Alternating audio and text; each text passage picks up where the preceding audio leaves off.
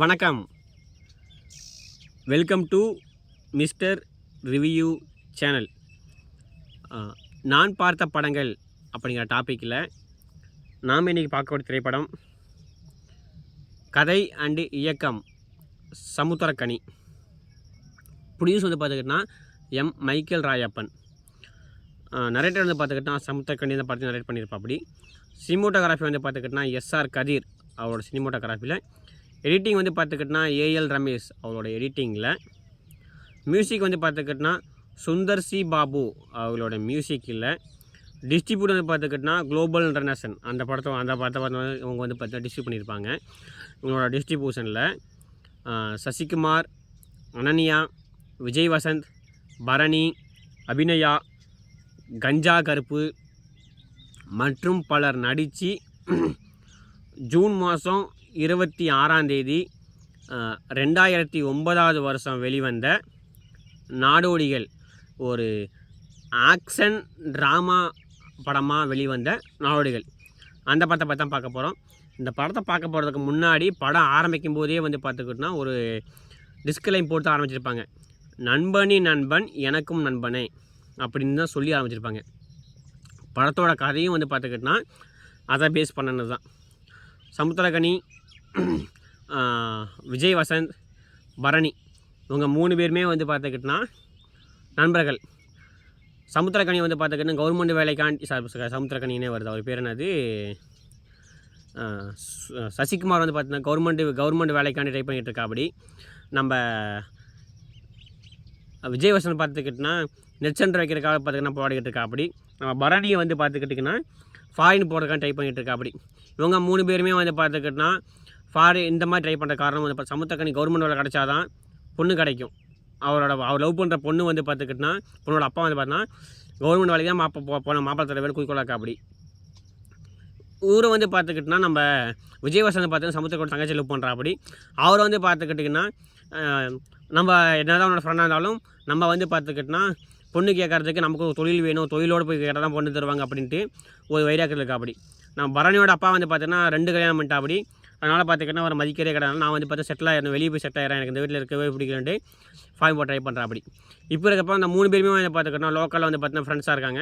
இவங்க 3 பேருமே லோக்கலில் ஃப்ரெண்ட்ஸாக இருக்கும்போது நம்ம இவருக்கு வந்து சசிகுமாருக்கு பார்த்துக்கிட்டோன்னா ஃபாரினில் ஒரு வெளியூரில் வந்து பார்த்தா ஒரு ஃப்ரெண்ட் இருக்கா. அப்படி அவர் வந்து பார்த்தீங்கன்னா இந்த ஊர் திருவிழாவுக்கு வரும்போது இந்த திருவிழாவுக்கு வந்த உடனே வந்து இவங்க கூட நல்லா பேசி சுற்றி முடிச்சுட்டு திருவிழா அன்றைக்கி வந்து பார்த்தோன்னா கிணத்துல குடிச்சு தற்கொலைக்கு முயற்சி பண்ணுறா. அப்படி ஏன்னு கேட்டால் நம்ம நான் காலேஜ் ஒரு பொண்ணை லவ் பண்ணுறேன், அந்த பொண்ணு வந்து பார்த்துக்கிட்டோன்னா பொண்ணோட அப்பா வந்து அம்மா வந்து பார்த்து ஒத்துக்க மாட்டேங்கிறாங்க, அந்த பொண்ணு இல்லாமல் நான் வாழ முடியாது, வச்சுக்க முடியாது, அதனால் வந்து பார்த்துக்கிட்டோன்னா நான் தற்கொலைக்கு முயற்சி பண்ண சொன்ன உடனே நாங்கள் இருக்க மாட்டோம், நாங்களாம் சேர்த்து வைக்க மாட்டோம் அப்படின்னு சொல்லிட்டு அந்த பொண்ணை போய் பார்த்து பேசிவிட்டு உடனே நான் வந்து பார்த்தா கடத்தி போய் கல்யாணம் பண்ணி வைக்கிறோம், ஸோ அதனால் ரெடியாக இருந்ததுக்கு அப்படின்னு ஒரு நாளாக ஃபிக்ஸ் பண்ணி அந்த பொண்ணை கடத்தி போய் கல்யாணம் பண்ணி வச்சுறாங்க.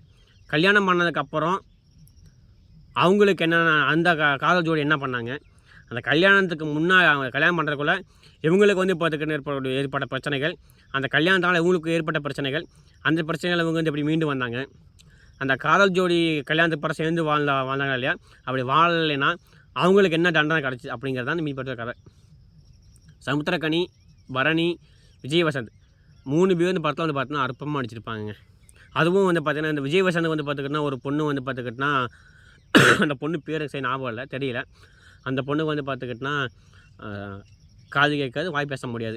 அந்த பொண்ணாக வந்து பார்த்துக்கிட்டோன்னா அற்புதமாக வந்து பார்த்துக்கிட்டோன்னா இந்த படத்துக்கு வந்து பார்த்தீங்கன்னா அவங்க வந்து நம்ம சமுத்திரக்கனி சார் வந்து பார்த்தீங்கன்னா அந்த பொண்ணுக்கு வாய்ப்பு கொடுத்து நீ பண்ணுமா நான் பார்த்துக்கிறேன் அப்படின்னா அந்த பொண்ணுக்கு வந்து பார்த்தீங்கன்னா மோட்டிவேஷன் கொடுத்து ஒரு வாய்ப்பு கொடுத்து அந்த பொண்ணை வந்து பார்த்தா அறிமுகப்படுத்தி அந்த பொண்ணோட லைஃப்பை வந்து பார்த்துக்கிட்டோன்னா அடுத்து கொண்டு போயிருக்கா. அப்படி அந்த பொண்ணு வந்து பார்த்தா அருமையாக நடிச்சிருப்பாங்க. அதில் வந்து பார்த்தா ஒரு குறையுமே இருக்காது. அதே மாதிரி நம்ம சசிகுமாரனுக்கு ஜோடியாக வர பொண்ணு வந்து பார்த்துக்கிட்டோன்னா காமெடி பண்ணாலும் அவங்க வந்து பார்த்துக்கிட்டோன்னா சமுத்திரக்கனி கல்யாணம் பண்ண முடியாமல் போது கொடுக்குவாங்க ஒரு ரியாக்ஷன், அவங்க அந்த லவ் பிரிஞ்சு போச்சு அப்படிங்க கொடுக்க ஒரு சீனில் வந்து பார்த்தா அவங்க அற்பமாக நடிச்சிருப்பாங்க. நம்ம சசிகுமார் சார் சொல்லவே வேணாம், சூப்பராக நடிச்சிருப்பா. அப்படி நம்ம விஜய் வசந்த் வந்து பார்த்துக்கிட்டோன்னா அவருக்கு இதான் முதல் படம் நினைக்கிறேன். இந்த படத்தை ஒரு நடிப்பு அற்பமாக இருக்கும். பரணி வந்து பார்த்தோன்னா காமெடியாகவும் பண்ணியிருப்பா. அப்படி உணர்ச்சத்தமாகவும் பண்ணியிருப்பா. அப்படி எல்லாத்துக்கும் மேலே கஞ்சா கருப்பனை படம் முழுக்க இவங்க கூட ட்ராவல் பண்ணுற மாதிரியே தான் இருக்கும். காமெடி ரோலாக பக்காவாக பண்ணியிருப்பா. அப்படி அந்த அளவுக்கு வந்து பார்த்தீங்கன்னா கஞ்சா கருப்பான பார்த்து அந்த படத்தில் வந்து பார்த்தா சூப்பராக படம் முழுக்க வந்து பார்த்தீங்கன்னா உயிர் கொடுத்துருப்பா. அப்படி அந்த ஃப்ரெண்டாக வரவர் சசிகுமாரோட ஃப்ரெண்டாக வரவர் பார்த்துக்கிட்டோன்னா அவர் வந்து பார்த்துக்கிட்டுன்னா கடைசி இன்டர்வலுக்கு அப்புறம் வந்தாலும் அவரும் ஓரளவு நடிச்சிருப்பா. அப்படி அந்த பொண்ணோட லவ்வராக வரவங்க நல்லா நடிச்சிருப்பாங்க. இந்த படத்தில் என்ன ப்ளஸ் பாயிண்ட்னா அந்த கல்யாணம் பண்ணுறப்போ நடக்கக்கூடிய அந்த சம்போ சிவசம பாட்டு வந்து பார்த்தா மிகப்பெரிய ஹிட்டு. இன்றைக்கி வந்து பார்த்தா அந்த பாட்டு வந்து பார்த்தா ஏதாச்சும் ஒரு பையன் வந்து பார்த்தா பணத்துக்கு போகிறான் அப்படின்னா இந்த பாட்டு தான் பார்த்தீங்கன்னா போட்டு போவாங்க. அந்த அளவுக்கு வந்து பாட்டு சூப்பரான பாட்டு. அதுபோக காதலில் சேர்த்து வைக்கிறவங்களுக்கு அந்த காதல் பிரிஞ்சு போச்சுன்னா எங்களுக்கு வந்து பார்த்தீங்கன்னா உரிமை இருக்குது, நான் கஷ்டப்பட்டு உசுரை கொடுத்து நான் கல்யாணம் பண்ணி வைப்போம், நீங்கள் வந்து பார்த்தீங்கன்னா இதே போச்சு அப்படின்ட்டு நீங்கள் வந்து பார்த்தீங்கன்னா பிரிஞ்சு போனீங்கன்னா அதை கேட்க உரிமைகள் கிடையாதா அப்படின்னு வந்து பார்த்துக்கிட்டோன்னா உங்கள் போய் கேட்கணும். இன்றைக்கி வந்து பார்த்துக்கிட்டோன்னா எத்தனை பேர் ஏன் வந்து பார்த்தீங்கன்னா நிறைய காதல் வந்து பார்த்தீங்கன்னா காதல் கல்யாணம் டைவர்ஸ் வந்து நிற்கிதுன்னா இந்த மாதிரி தான் காரணம். ஆசைலாம் மோகன் 30 நாள் வாழ்ந்துட்டு போயிடறாங்க. அதனால் பார்த்தா ஏற்பட்ட காதல் வந்து பார்த்துக்கிட்டோன்னா இந்த மாதிரி காதல் கல்யாணம் வந்து டைவர்ஸ் வந்து நிற்கிது, ஒரு புரிதல் இல்லாமல் இருக்குது, நாங்கள் வந்து பார்த்தா இதை கண்டிப்பாக கேட்போம் அப்படின்ட்டு ஒவ்வொருவோட இளைஞர்களுக்கும் வந்து பார்த்துக்கிட்டோன்னா உங்கள் பாடத்திருப்பாங்க.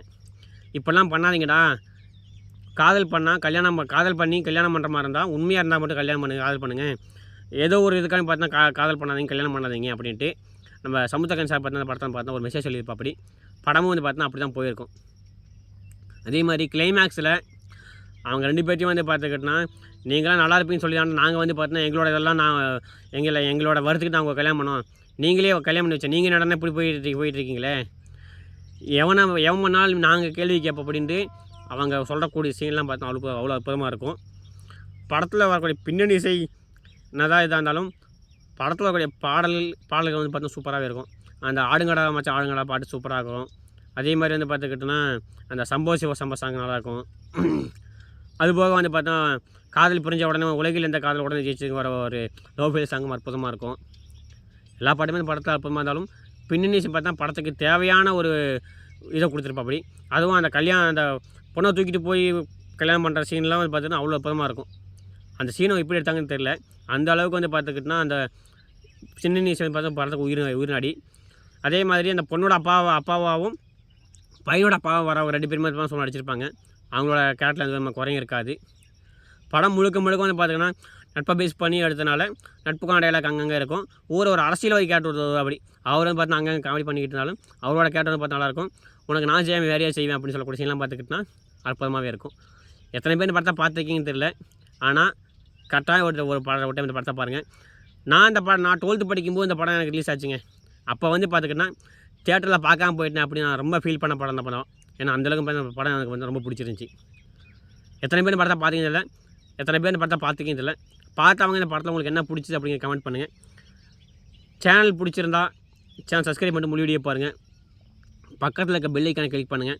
நீங்கள் சேனலில் வீடியோ பார்த்து கூட லைக் பண்ணுங்கள்.